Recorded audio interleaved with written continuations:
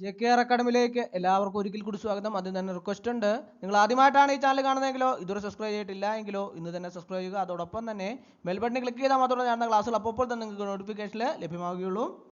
ഹൈക്കോർട്ടിന്റെ ഏറ്റവും പുതിയ നോട്ടിഫിക്കേഷൻ വന്നിട്ടുണ്ട്. Name of the post telephone operator ആണ്.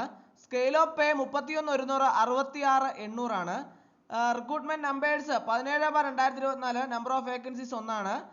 Through special recruitment another from persons with blindness and low vision and in their absence from among the other eligible categories of different abled persons identified suitable for the post as per GOP number 5/2023 SJD dated 1/10/2023 18/2024 one existing and ensuing vacancies ആണ്. Direct recruitment ആണ്, regular vacancies. അപ്പോൾ name of post ഏതാണ്? Telephone operator ആണ്. അപ്പം ഇതിന്റെ യോഗ്യതകൾ എന്തൊക്കെയാണ്, അതിന്റെ സിലബസ് എങ്ങനെയാണ് വരുന്നത് എന്നൊക്കെ നമുക്ക് നോക്കാം. Age limit candidates born between 2/1/1988 and 1/1/2006 both days inclusive are eligible to apply. Candidates belonging to scheduled caste 2/1/1983 1/1/2006 ഈ ഡേറ്റിനുള്ളവർക്ക് അപേക്ഷ സമർപ്പിക്കാവുന്നതാണ്. അതുപോലെ തന്നെ അതർ ബാക്ക്വേർഡ് ക്ലാസ്സസ് 2/1/1985 ആൻഡ് 1/1/2006 ഇതാണ് ഇവരുടെ ഏജ് ലിമിറ്റ് വരുന്നത്. അപ്പോൾ ജനറൽ കാൻഡിഡേറ്റ്സിനും SC/ST OBC-കാരെ സംബന്ധിച്ചിടത്തോളം അവർക്ക് അപേക്ഷിക്കാൻ പറ്റുന്ന വർഷങ്ങളാണ് കൊടുത്തിട്ടുള്ളത്. SC/ST-കാർക്ക് 1983 തൊട്ടും OBC-കാർക്ക് 1985 വരെയുള്ളവർക്കും തൊട്ടുള്ളവർക്കും അപേക്ഷ സമർപ്പിക്കാവുന്നതാണ്. അപ്പോൾ ഇനി അതിന്റെ ക്വാളിഫിക്കേഷൻ നമുക്ക് നോക്കാം. ക്വാളിഫിക്കേഷൻ +2 ഓർ ഇക്വലന്റ് ആണ്.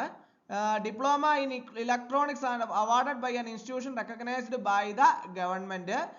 അതുപോലെ തന്നെ 6 months experience as telephone operator, receptionist and in computer operation, fluency in English, Malayalam and Hindi. അപ്പോൾ ഇതാണ് ഇതിന്റെ യോഗ്യത എന്ന് പറയുന്നത്. ഇനി ഇതിന്റെ മോഡ് ഓഫ് സെലക്ഷൻ എങ്ങനെയാണ് എന്ന് നോക്കാം.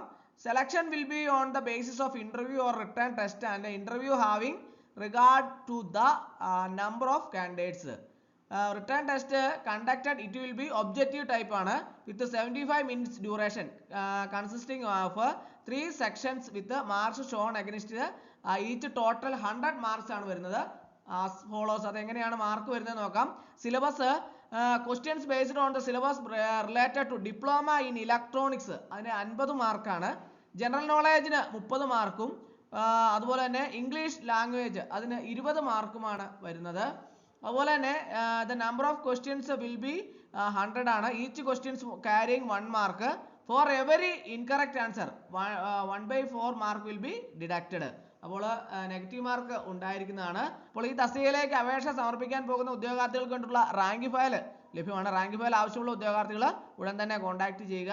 അതുപോലെ തന്നെ total marks for the interview shall be 10 ആണ്. The minimum marks to be secured by the candidate for being considered for the inclusion in the rank list will be 35% marks in the interview. അടുത്ത ഇതിന്റെ പ്രധാനപ്പെട്ട ഡേറ്റുകൾ. Date of commencement of filling of online application and remittance of application fee through online mode 30/12/2024 ആണ്.